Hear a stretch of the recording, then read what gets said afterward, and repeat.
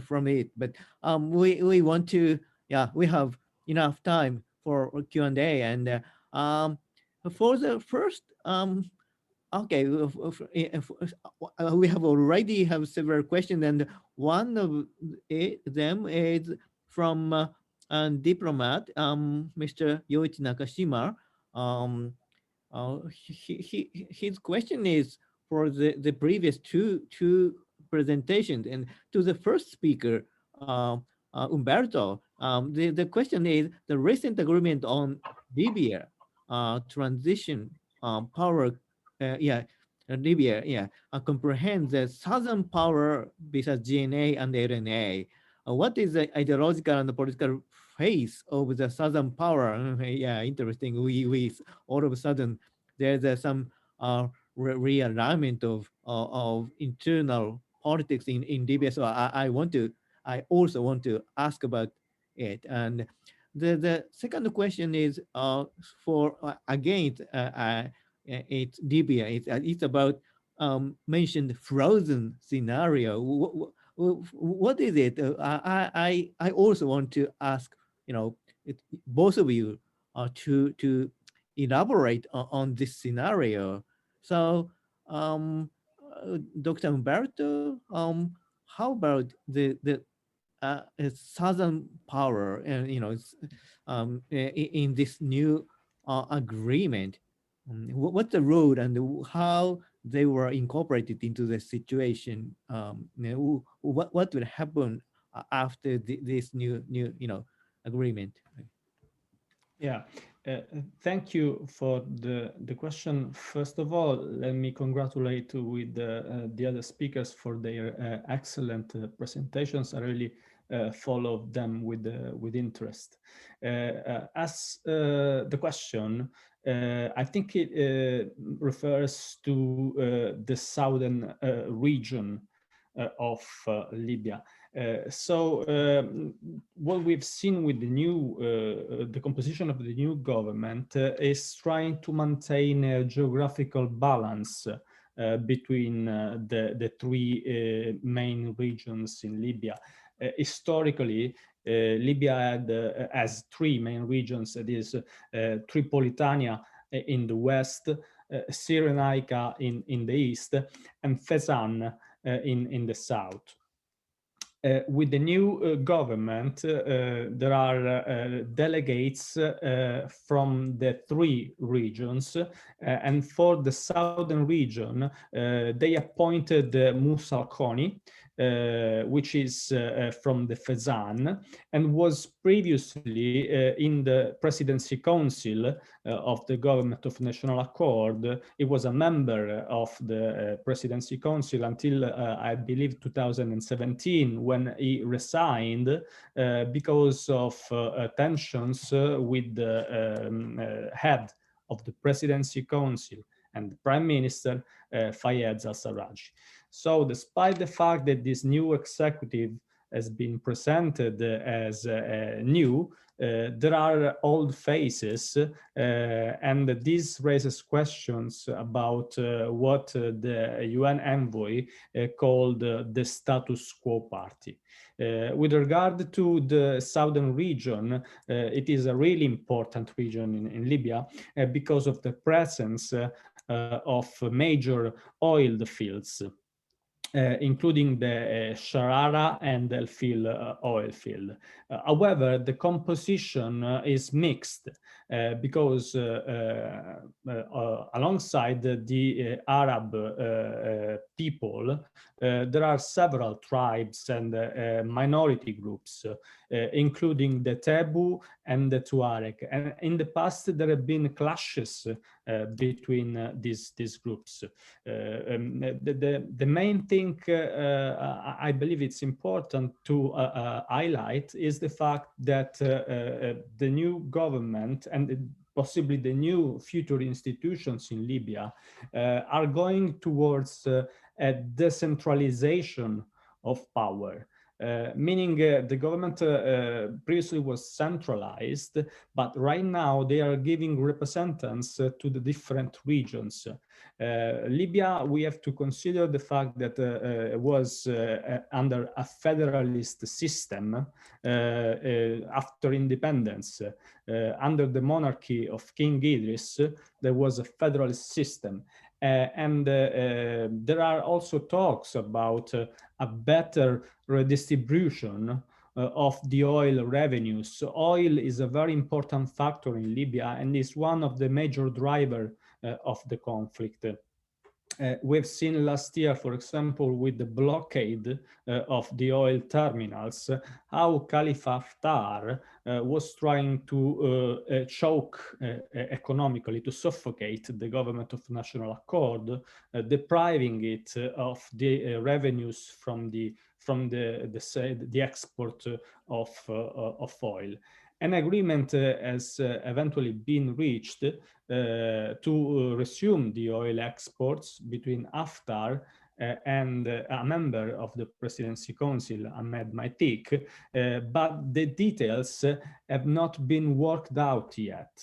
Right now, the sales, the revenues from the oil exports are being frozen in an account until a comprehensive agreement to redistribute oil revenues is found. And this brings to questions the decentralization trend in Libya and possibly a federalist structure. But we have to wait and see if the draft constitution will be approved. And this will bring, obviously, to the end of the transition until we have more permanent institutions.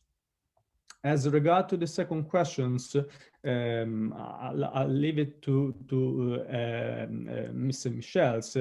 I think that the frozen conflict scenario, let me say only think, is basically a scenario in which a ceasefire has been reached, but the peace has not been reached yet.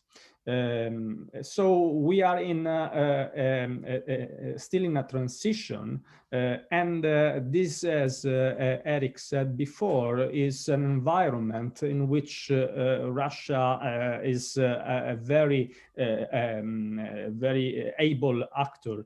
And he did this in the former Soviet Republic, but he also can do this in the Mediterranean. And the fact that there is a changing, there is this change in the Mediterranean also means that the frozen conflict can become increasingly important. And we saw this, for example, in the Western Sahara. Recently, that was a frozen conflict until last year. But right now, the confrontation between the two regional fronts have reignited the tensions also in the Western Sahara between the Moroccan military and the Polisario independentist movement. So a frozen conflict scenario in Libya means that even though we have a new executive authority, even though we have a ceasefire agreement, we still have a low intensity conflict in the country, and we have to keep in mind that the presence of foreign forces like the Wagner Group and mercenaries like Syrian militiamen that were brought in by Turkey on one side, but also by Russia on the other, and the presence of non-state armed groups that have been recruited. We can mention Sudanese armed groups from the Darfur. We can also mention other militiamen that have been recruited by the different parts of the country and are still present in Libya. Means that even if there is a peace process ongoing, the rival powers are not willing to withdraw from Libya.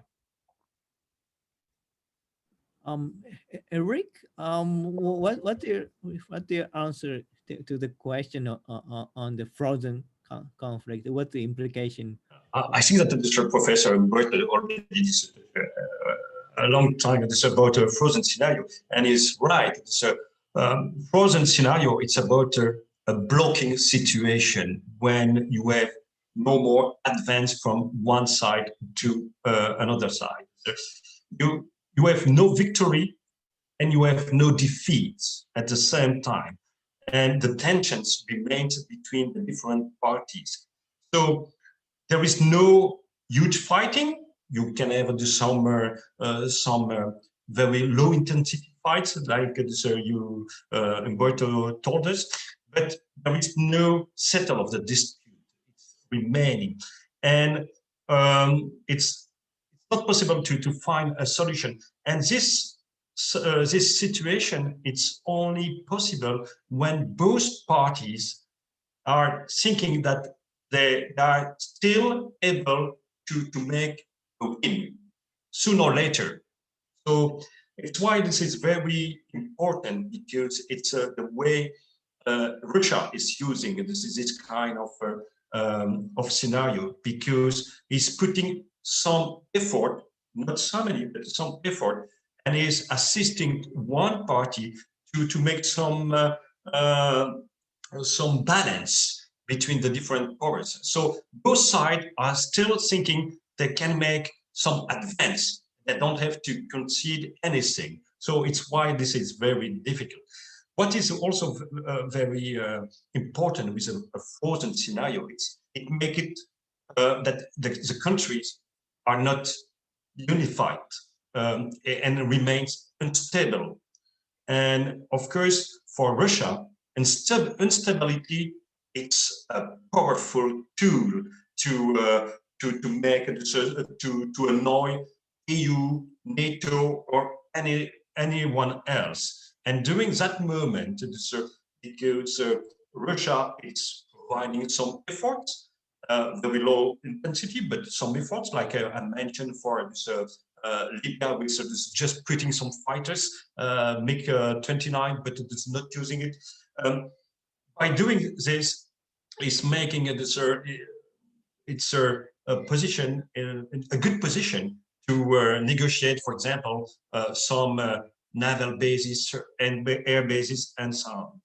Don't forget that we have a good example in the post-Soviet republics, like Georgia or Moldavia, where it's also this frozen conflict.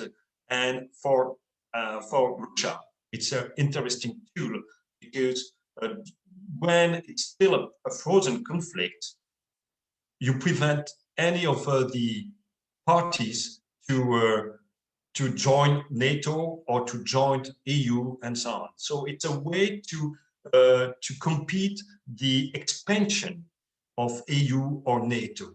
So it's a tool from Russia.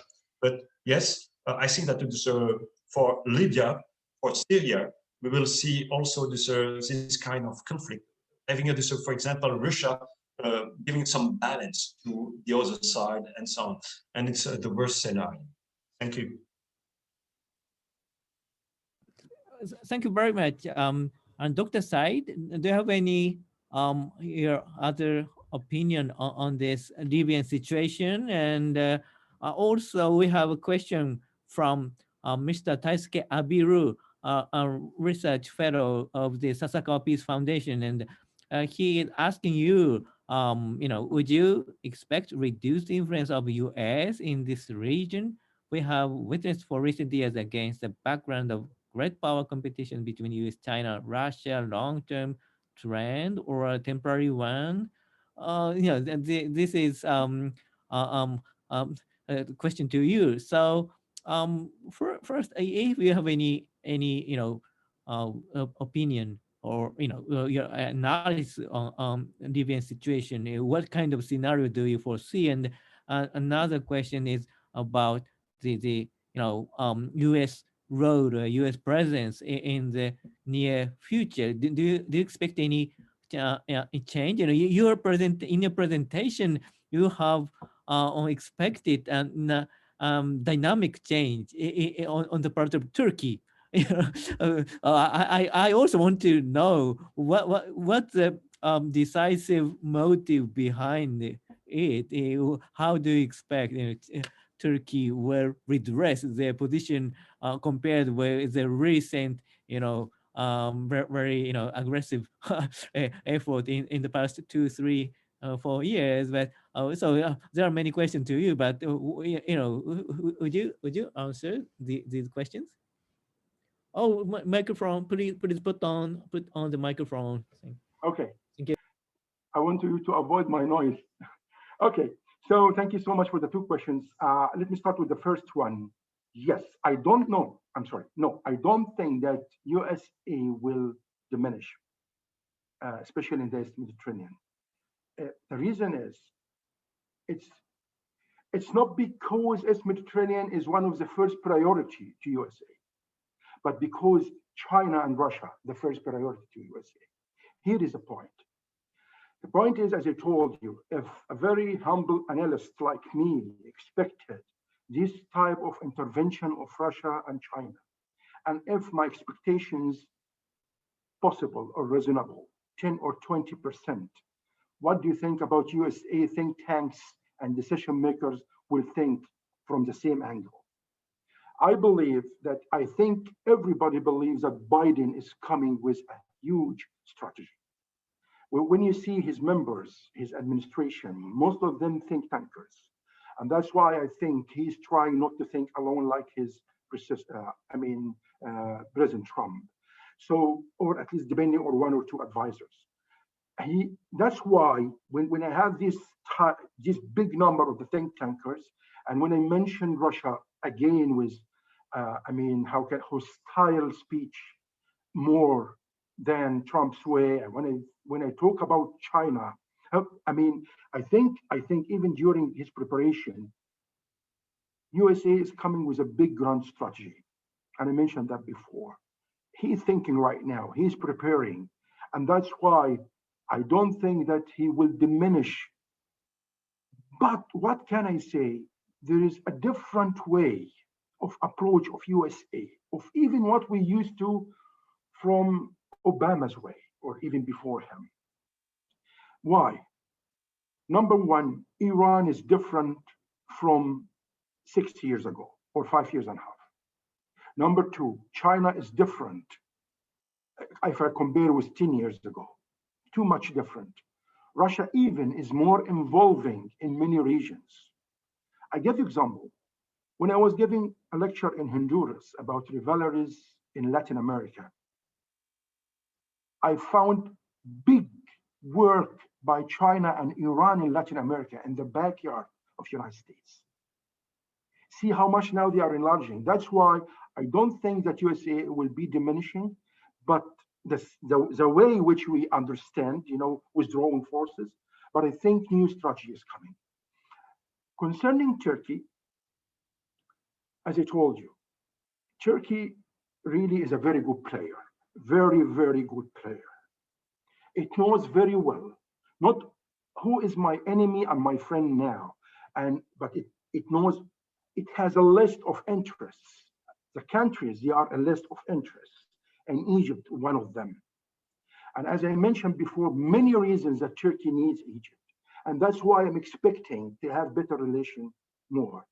If my analysis was correct or almost reasonable, when I mentioned this, the circles, the colorful circles, that Egypt and UAE are the most important countries who are the true key countries. So I think Turkey will try to do something with both countries.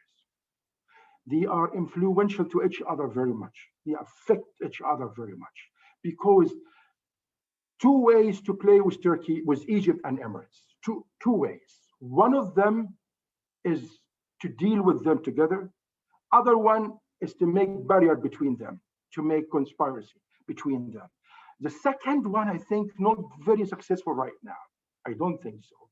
It has been tried many times, but not very successful, at least right now.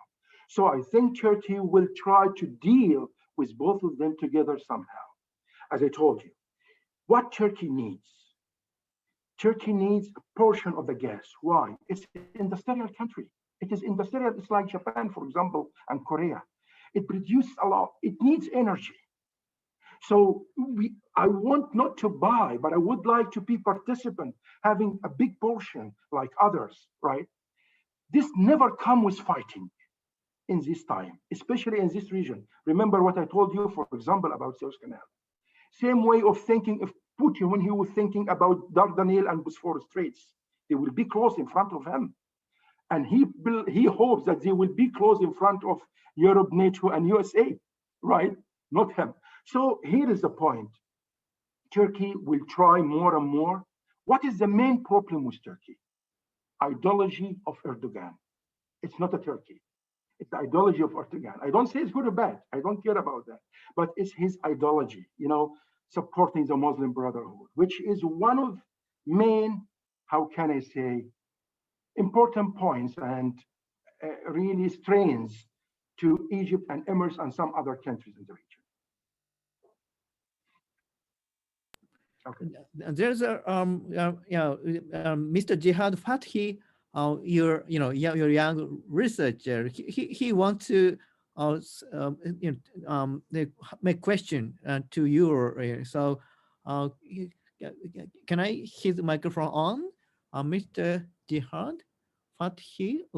Can you hear me? And you can microphone. Put your Yes, microphone. I Yeah. can hear you, Professor Kichi. Thank you very much for the opportunity. Thank you for joining us. Well, thank you a lot. I have like 6 questions with which I would like to have different perspectives of all the speakers about like 3 or 4 of them. Mhm. So I thought that I should do it myself and not sending them in writing, so I can clarify my point, Yeah. so we can get the max benefit of it. Okay, I will start with Professor Profazio about Libya. Mhm. My question will be, what is the prerequisite for a stable peace? Or in another words, how can Libya avoid this frozen conflict situations that you were speaking about? And I deeply hope for the new executive authority in Libya to can solve these issues and maintain peace.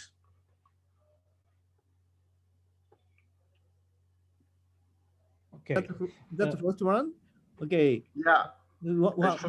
Should, should I go with the sixth? Yeah. Yeah. Okay. Would you quickly And summarize your questions and okay, for Colonel Mitchell's, I want to have a more clear vision because when he spoke about EU missions outside of Europe, he was speaking about that is mostly a civilian missions and not military missions. However, we see French military intervention in Mali and like Spanish mission in Afghanistan. So is this like EU countries that go with their own missions, their own security missions, or that goes with the EU security standards? This is my second question. And I have a question for all the speakers about a futuristic question. It's about the unstable coastal countries in the Eastern Mediterranean, like Libya and Syria. So I would like for Professor Profazio to how these unstable countries like Libya will affect the situation in the Eastern Mediterranean, and General Ghunaim, if he can give us an insight about Syria. And Colonel Mitchells, I'd like to know the EU perspective about such like failed states countries or fragile countries. I got my next question. It will be about the mega projects, the East Med pipeline, and the gas liquidations project that should happen in Egypt. I want to know which is more applicable and why. I need to hear the opinion of our experts here. My last question is about a more geopolitical, futuristic one. Can we see in the future a rivalry between gas producing countries especially after the gas exploration and discoveries that we are working on, and speaking around Cyprus and in the economic exclusive zones in the coastal countries, and people another countries that work with oil. So can countries work like an OPEC axis, people who or countries who work on or rely more on oil, and to counter the new formal organization of the Eastern Mediterranean Forum? This is my last question, and thank you very much. Thank you for the yeah the question. The remaining I think remaining five questions was asked, and so okay. So how first one is about how can Libya avoid the frozen conflict scenario? Do you have any clue, Dr. Profazio? Yeah, I'll try to answer that. I think that one of the major obstacle has been the what I call the hyper personalization of Libyan politics, which means that there are some political actors that have been around here long enough, and they are hindering the peace process. So if we think about the various Sarraj, Haftar, also the president of the parliament, the House of Representatives, Aguila Saleh, I think that they have been in Libyan politics a very long time, and this has prevented a turnover in the political elite that Libya needed. And now with the appointment of the new executive authority, we have the opportunity to turn page and to see if this new elite can come up with some of the major answers that the Libyan people needed, especially common day problems. For example, the power outages, the shortages in water and electricity. These are common issues that have triggered protests in Libya in last summer. And they are likely to repeat if the new authorities are not going to solve everyday problems of the people. At the same time, we also have to think about the external actors, but I already mentioned about the need to end external interferences, not only in the Libyan conflict, but maybe also in the Libyan peace process. About the third question, how the unstable Libya can affect the Eastern Mediterranean, I think I already answered to that in my previous comments. The fact that there has been this linkage between the Libyan conflict and the Eastern Mediterranean dispute was due to the memorandum of understanding that we mentioned before. It will be difficult now to disentangle these two questions and make them separate. But I think that we can manage to do this. There will be a more major chance of a solution to both of them.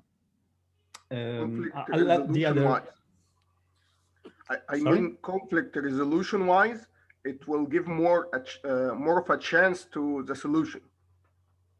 Yeah, if we keep the two issues separately, the Libyan conflict on one side and the East Med on the others, there are much more possibility to find a solution to both of them. While if we mix them together, it will be difficult to disentangle because of the problem with Turkey and the role of Turkey in both the questions.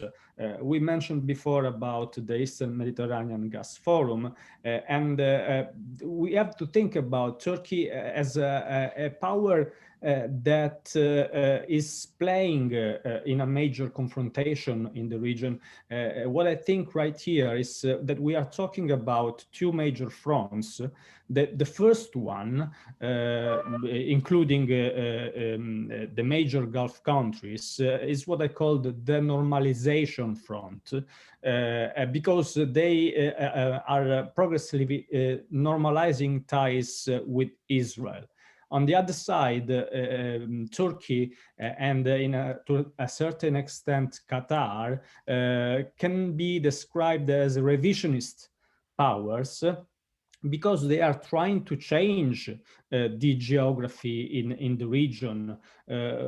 We must think about not only the Turkish intervention in Libya, but also, as Eric said before, Turkey's claims in the Eastern Mediterranean Sea that stemmed from what has been called the Blue Doctrine, the Blue Homeland Doctrine that the Turkish military officers elaborated in the last year, trying to break the isolation of Turkey and trying to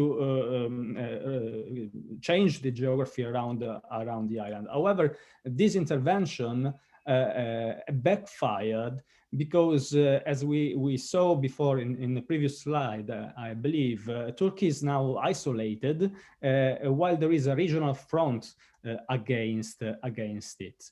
At the same time, it will be difficult right now to ask Turkey to leave Libya. And this is a major problem for the resolution of the conflict, because according to the ceasefire agreement, all foreign forces must leave Libya. They had to leave before the 23rd of January.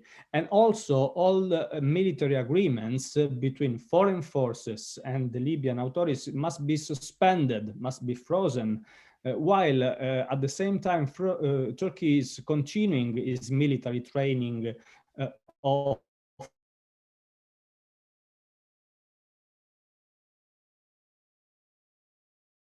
the officers of the government of Shay. I think it will be difficult, but we need to separate the different topics. And we are in a more favorable scenario right now compared to last year, because last year we saw this like a return to power politics in the region. We spoke at length about faltering multilateralism during the last year of the US administration of former President Donald Trump, and the fact that Russia on one side and Turkey on the other intervened in Libya highlighted the fact that we returned to an old concept that was the use of power in international relations, what is commonly known as power politics. But now, with the change in administration, there have been some signs of a return to multilateralism and to negotiations. And this could create opportunity for talks between rival actors. As we said before, there is also possibility of talks between Egypt and Turkey. And this regional divide could be easily recomposed. We can recompose the fracture between these two regional fronts, but we have just to wait and see what happens in the next months. Thank you. And Umberto, actually, we have another question, very good question to you from Dr. Atsuko Higashino, who is working on EU politics and the EU's Eastern questions. It's now so comprehensive. But her question to you is Italy's public opinion about Libya. I did just a quick question. I also want to know what the Italian atmosphere on this issue. Is there still appetite for engagement or intervention in Libyan affairs among Libyan public? Yeah, absolutely. Libya is listed among the top foreign policy priorities by different polls. And we have to take into account what are the interests of Italy in Libya. I think that they are mainly three, and it's energy, migration, and security, terrorism in particular. So the fact that right now we are going towards a new momentum in the peace process has been widely welcomed in Italy, even though there are some ambivalence because of the fact that despite supporting the government of national accord in Tripoli, Italy also reached out to General Khalifa Haftar. There have been some criticism about this move because of the ambivalence of the Italian position, but at the same time, I think that reaching out to different actors can give Italy more opportunity to influence the peace process. Even though I must say that right now European powers are on the back feet, and the role of Russia and Turkey in the peace process, to me, it seems more prominent compared to, for example, Italy or France or other European powers. But I might be wrong. Thank you very much. And Eric, what the answer to the question to you? And I want to add another question from Dr.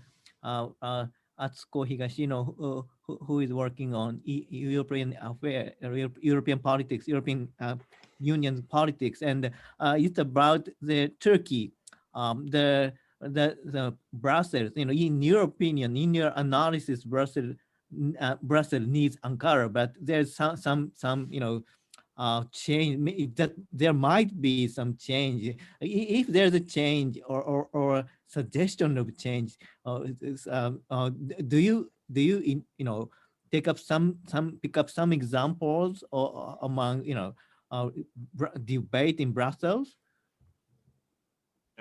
Thank you. So I will go to the three questions. The first one was about the EU missions with the civilian and so on, and of course the presence of European country to somewhere else, like this, in Mali, in Afghanistan, and so on. Like I said, the European mission, it means with a lead from Europe, are very few, because it's only when you have a consensus to launch an operation. So for the common interest of the EU, and also one important aspect is that the EU doesn't want to compete with NATO, because most of the EU members are also part of the NATO. So when it's about military, sometimes they prefer to go to the NATO. If I take, for example, the presence of European country in Afghanistan, it was done firstly under the coalition launched by US in 2001, because US requested to support after the attack on 9/11.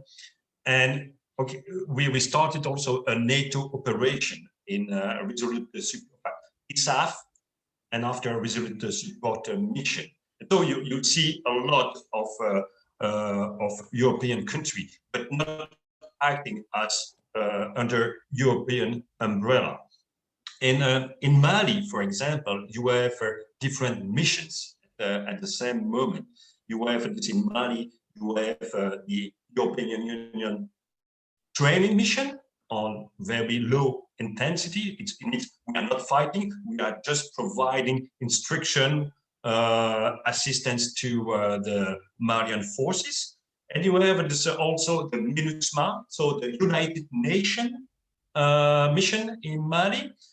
providing more this some trying to make it some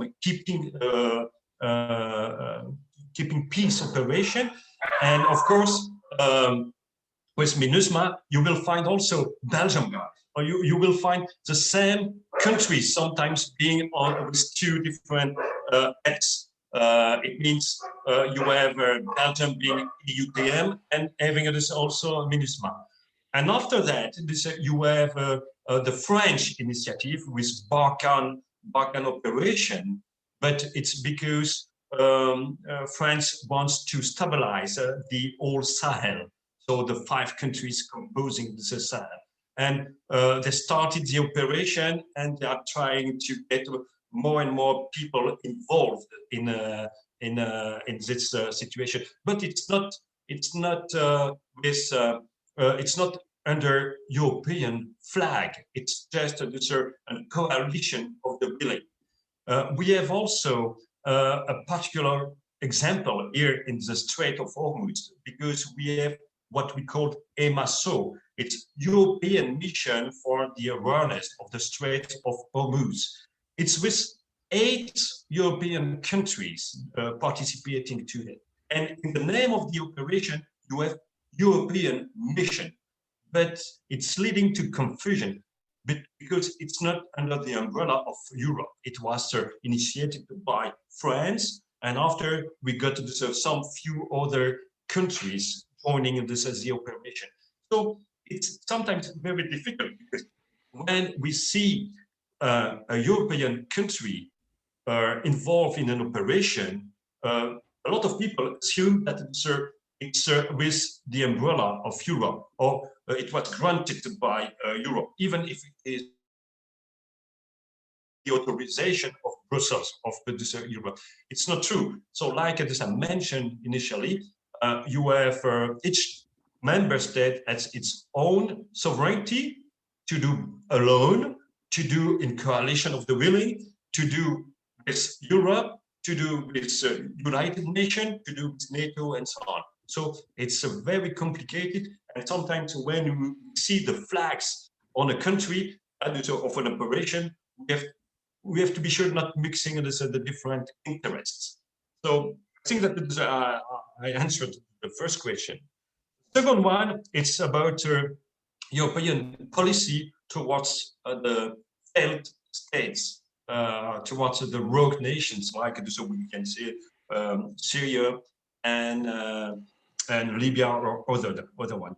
Like I mentioned, EU is just aware or wants just to monitor and to intervene in the close vicinity of its external border, because, like I mentioned, the difficulty is to have a consensus to start an operation and to have an integrated operation launch away. For example, we have a beautiful tool within the EU. It's what we call the EU battle group. It's a duty role every 6 months.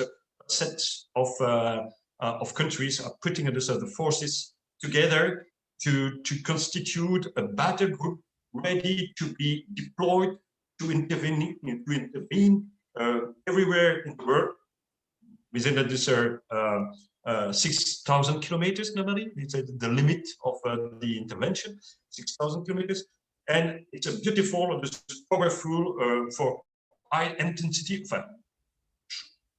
medium high intensity intervention. But up to now, we never used this kind of tool because there is, at the moment, we prepared. At the moment we want to intervene, there is no consensus to intervene because it's a more high intensity. So, like I said, about to do a failed state and rogue nations and so on, EU will just look if it's posing a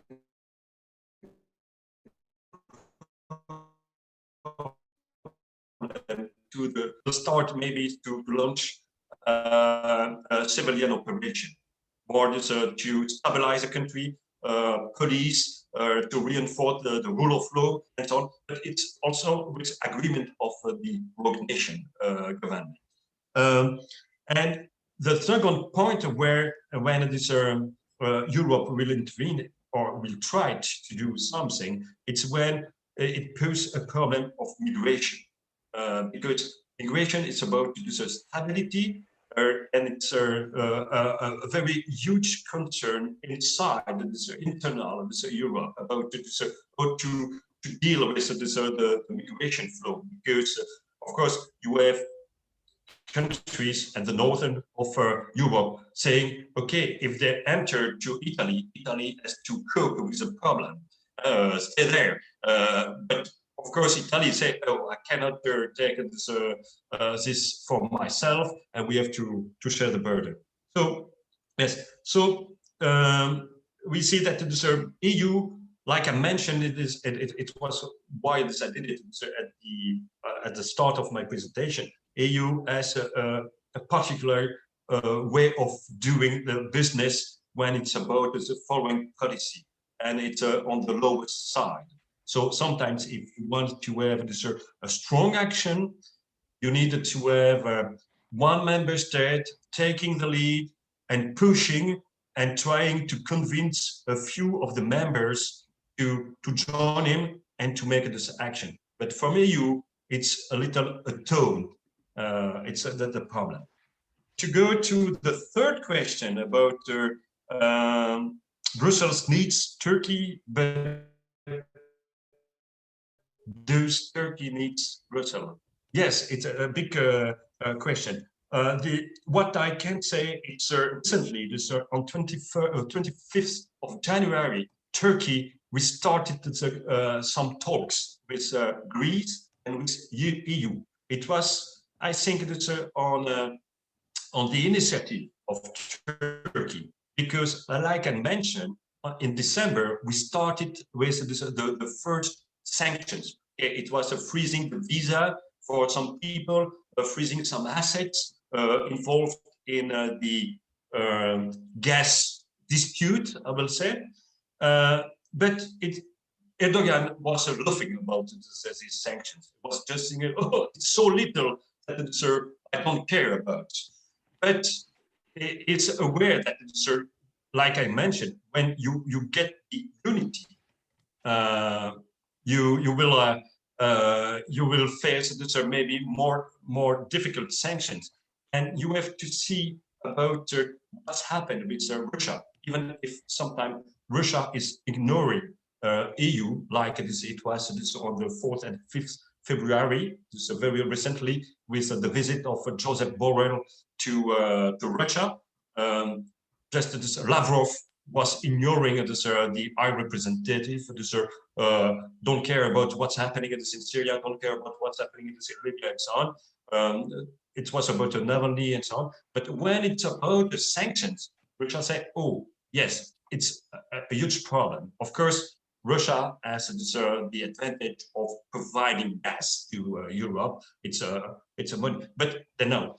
And I think that Turkey is aware how it's going on with the Brexit. The Brexit, you know, the way we are discussing the future relationship between Europe and UK.